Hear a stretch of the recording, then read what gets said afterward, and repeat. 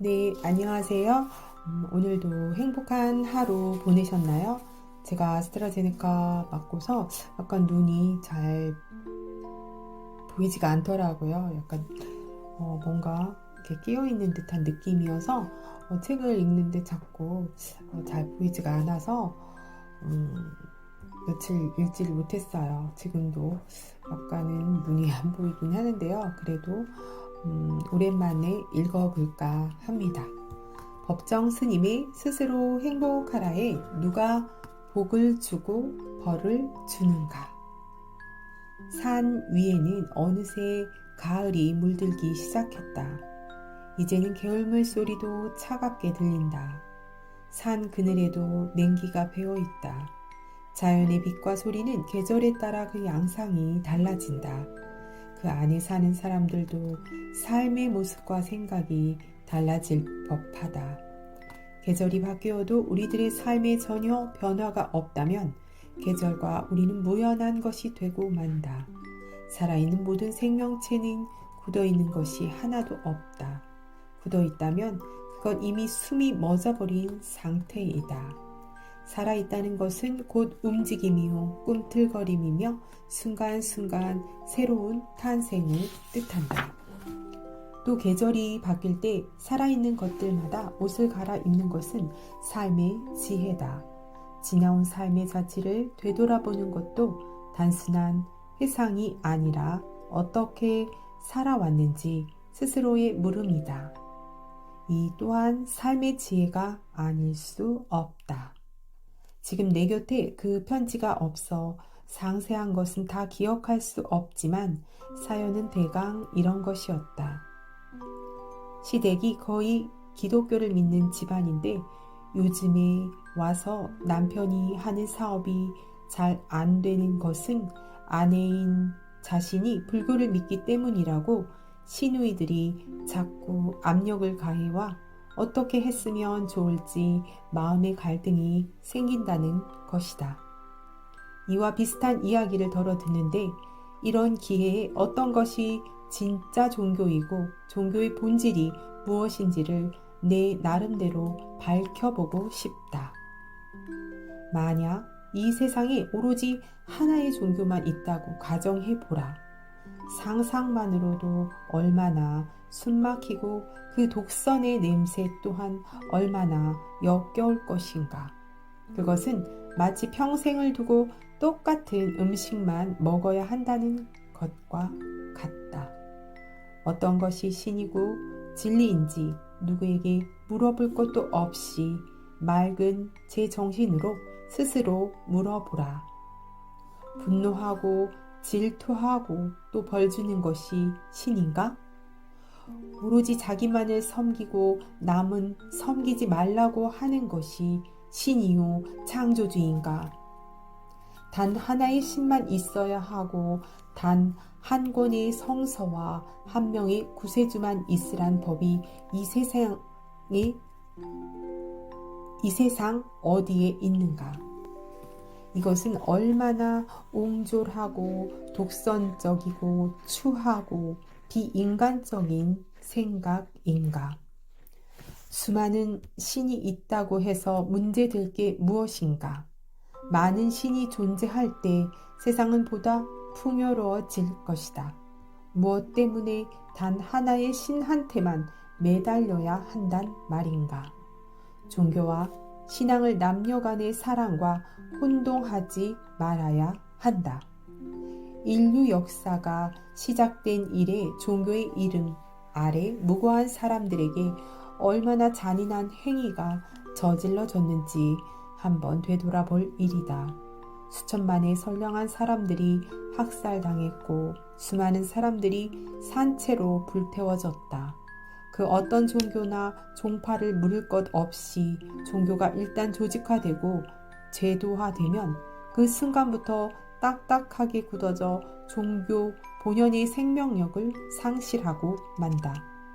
조직화되고 제도화되어 껍질만 남은 사이비 종교가 선량한 시민들에게 얼마나 위협적이고 혹세무민하고 있는지 분명히 가려볼 줄 알아야 한다. 그럼 어떤 것이 진짜 신이고 진리이며 종교의 본질이란 무엇인가? 모든 종교는 하나같이 사랑과 자비를 내세우고 있다. 그렇다면 복잡하게 생각할 것 없이 사랑이 곧 신이고 진리이며 자비의 실현이 종교의 본질 아니겠는가? 사랑이란 관념적이고 추상적인 말이 아니라 이웃으로 향한 부드러운 눈길이요 따뜻한 손길이며 이해와 보살핌이며 염려다. 사랑이 우리들의 마음속에서 싹 트는 순간 우리는 다시 태어난다. 이것이 우리들의 진정한 탄생이고 생명의 꽃핌이다. 그러면 다시 오늘 이야기의 실마리를 풀어보자.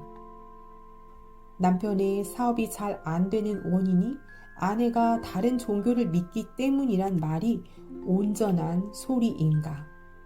요즘 같은 불경기가 그럼 이질적인 종교 탓이란 말인가? 그야말로 웃기는 소리 아닌가? 설사 어리석고 옹졸한 음식점 주인일지라도 한 가지 메뉴만 가지고 영업하는 일은 절대로 없다. 입맛대로 골라서 먹으라고 그 메뉴가 다양하다.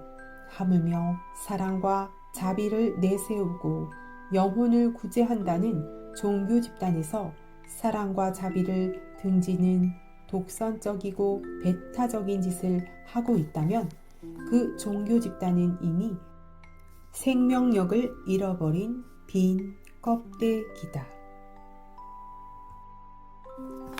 장작을 패느라고 어깨를 많이 썼더니 바른 쪽 어깨가 아파서 침을 맞으러 간 한의원에서 한 환자로부터 들은 이야기를 이 자리에서 거론해 보고 싶다. 50대의 그 아주머니는 24살 때까지 절에 다니다가 시집간 뒤부터 발을 끊게 되었다. 지난 봄 딸이 나가는 강남의 어떤 절에 가서 여러 신도들이 열심히 절하는 것을 보고 같이 절을 하고 돌아왔는데 그 뒤 호되게 알아눕게 되었다. 딸이 말하기를 엄마가 그동안 절에 안 나와서 벌을 받아 그런다고 하더라는 것이다. 이런 말이 불교의 어느 가르침에 있는 소리인가? 누가 벌을 주고 복을 준단 말인가? 앓는 사람들은 그럼 모두가 벌 받은 사람들이란 말인가? 부처님이 벌을 주고 복을 준다고 생각하는 사람이 혹시 불교 신자 중에 있다면 그는 불교를 크게 잘못 알고 있다. 무엇이 부처인가를 한번 생각해 볼 일이다. 부처는 분노하고 질투하며 복을 주었다 거두었다 하는 그런 신이 아니다. 부처란 눈뜬 사람이다. 지혜와 자비를 몸소 실현하면서 이웃에게 그 그늘을 들이우는 너그러움이다.